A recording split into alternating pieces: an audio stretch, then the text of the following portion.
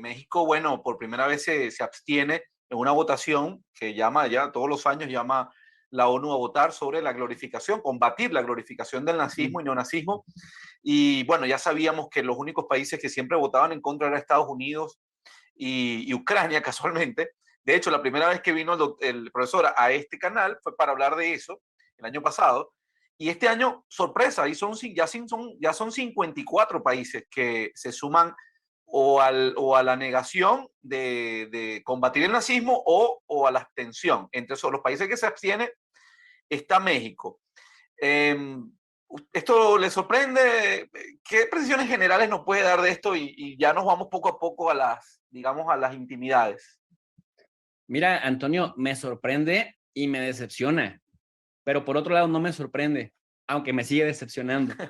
A ver, empiezo por el tema de me sorprende y por qué me decepciona. Primero me sorprende porque México lleva votando independientemente de si teníamos un gobierno corrupto de izquierda o de centro, en realidad de izquierda no, siempre hemos tenido centro, derecha y derecha, con Vicente Fox, con Felipe Calderón y con Enrique Peña Nieto, que los caracterizaba a todos ser entreguistas de los recursos nacionales, pero también ser corruptos, ser tolerantes con la corrupción. Pero bueno, independientemente de eso, cuando tenía la oportunidad de condenar esta resolución que viene tomando forma desde el año 2005, es falso, como nos dicen ahora, Antonio, porque hoy nos quieren hacer creer que Rusia, porque está perdiendo Gerson y está perdiendo Kharkov, está impulsando por temas de publicidad el que se condene el nazismo para justificar su política de agresión en contra de Ucrania para desnazificarla.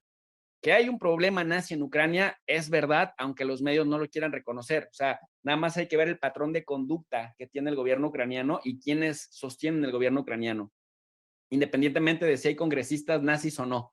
Que esa es la justificación para decir que no hay un problema nazi en Ucrania. Bueno, México, Pero esta votación es muy vieja, o sea, esto no es sí, de este año, o sea, sí, no, viene desde el año 2005, año con claro. año.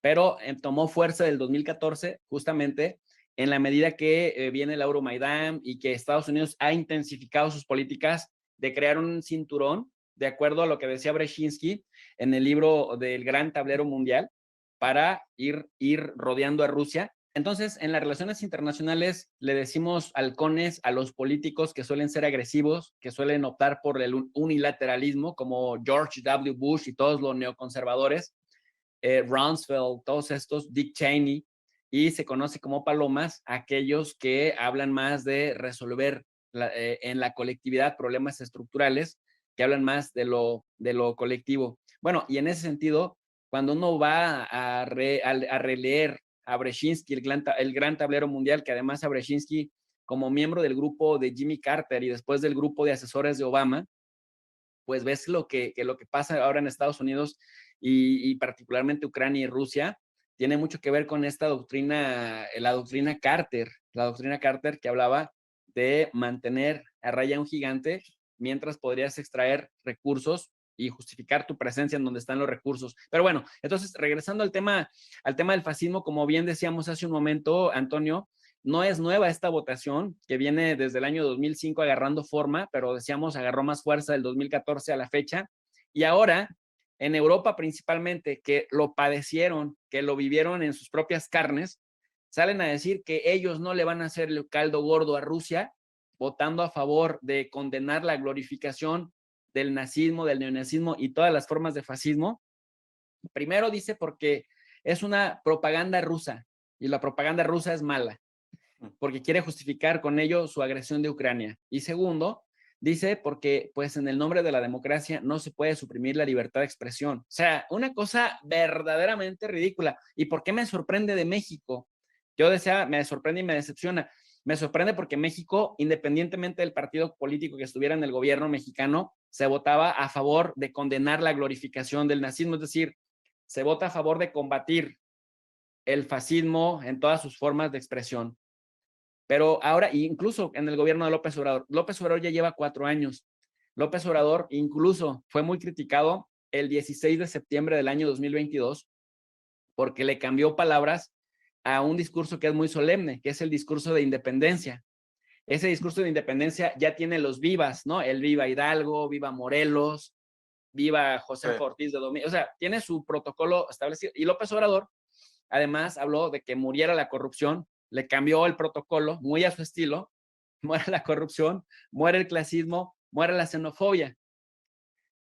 Y dices, bueno, mira qué chévere, está súper convencido de que el fascismo no tiene lugar, ni el neofascismo tiene lugar en la sociedad mexicana y que se debe condenar porque pues hay de pronto expresiones xenófobas, clasistas, racistas y nacionalistas con xenofobia que te recuerdan mucho el fascismo. Bueno, y de pronto vemos que Marcelo Ebrard, su canciller, y Juan Ramón de la Fuente, no sé hasta dónde, eso es lo que tengo todavía mis dudas, no sé hasta dónde Juan Ramón de la Fuente, que fue un aspirante también a la presidencia, que fue rector de la máxima casa de estudios, la Universidad Nacional Autónoma de México, la universidad pública más importante de México, y que además, que también se movía en una élite dorada, y Marcelo Ebrard, que aspira a la presidencia bajo el amparo de AMLO, pero que pues también tiene un origen de una élite dorada, priista, etcétera, tenga más bien la intención de no contrariarse frente a Estados Unidos, porque como tú bien lo dices, históricamente,